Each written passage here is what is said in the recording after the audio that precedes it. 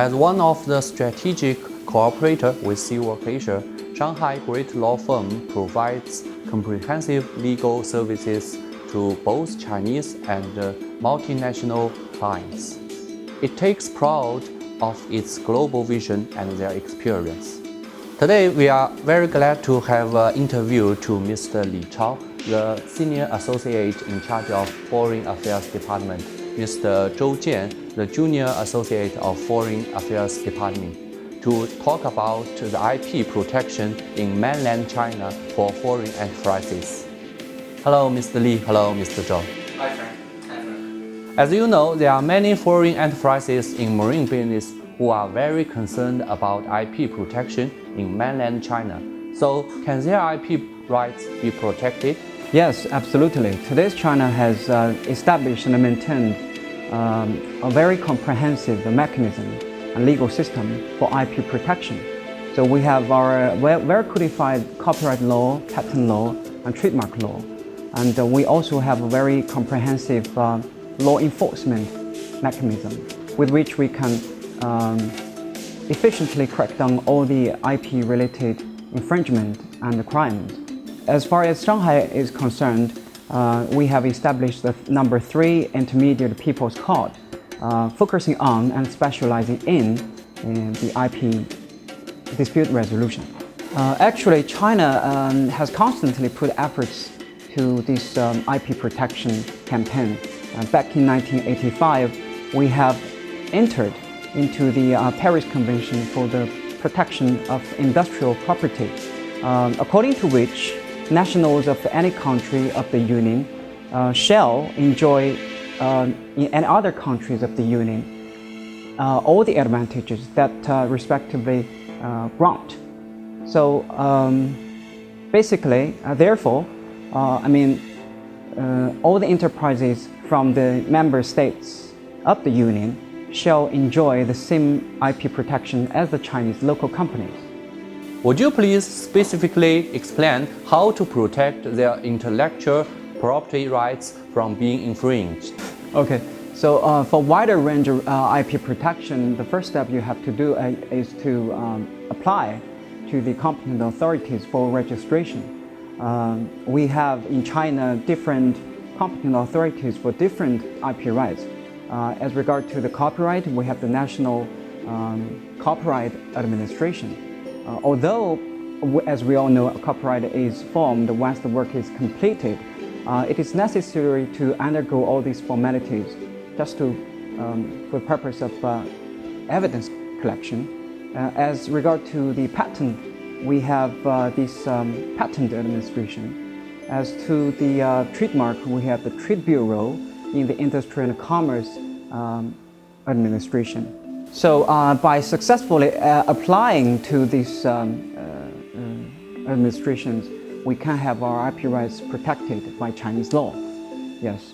Secondly, I think as a firm, we have very competent and professional lawyers who can help our clients to establish and maintain an internal IP management and risk control system.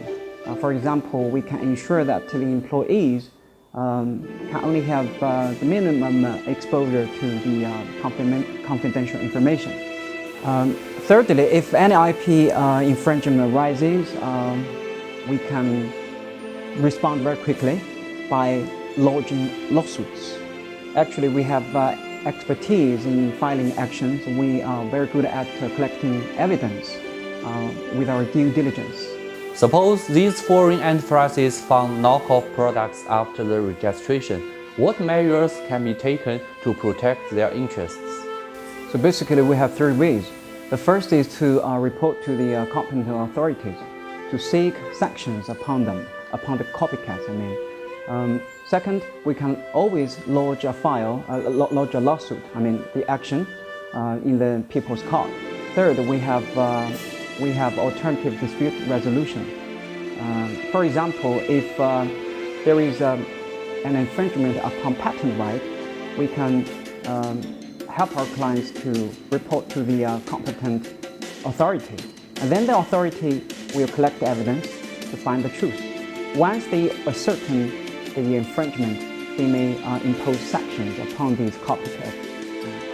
And then if also these competent authorities can hold a mediation as regard to the compensation amount.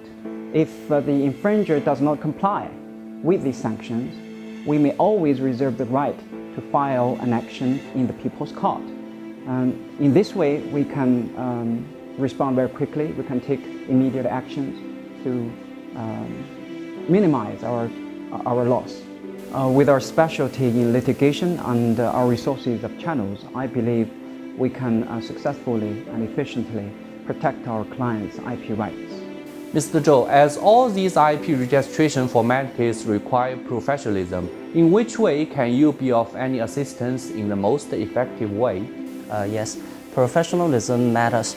In my opinion, the most effective way for a successful application is through the professional counsel and services. And put my law firm, Shanghai Great Law Firm, as an example. With client-oriented principle, we have been providing long-term IP legal services for many organizations and individuals with domestic or international backgrounds. Besides the registration of the patent, copyright, and the trademark, we provide other services, including but not limited to the IP strategy, the new market enter, and the risk control. Okay, that's all. Are there any preferential policies for the foreign enterprises? Okay, that's a complicated question. According to Chinese nowadays FDI policy, the preferential policy covers several aspects: the land, the tax, the services, and so on. And there are additional preferential policies in Chinese coastal economic development zones and the high-tech industrial development zone. For example, for the foreign manufacturer operating over 10 years in the Chinese development zone, the income tax will be exempted for 3 years from the profitable year and halved for the next 3 years. And for the foreign high-tech enterprises, the income tax will be exempted for 3 years and halved for the next 6 years. Thanks for your professional explanation, and I think this will help the foreign enterprises when they make the decision. So thank you again for your today.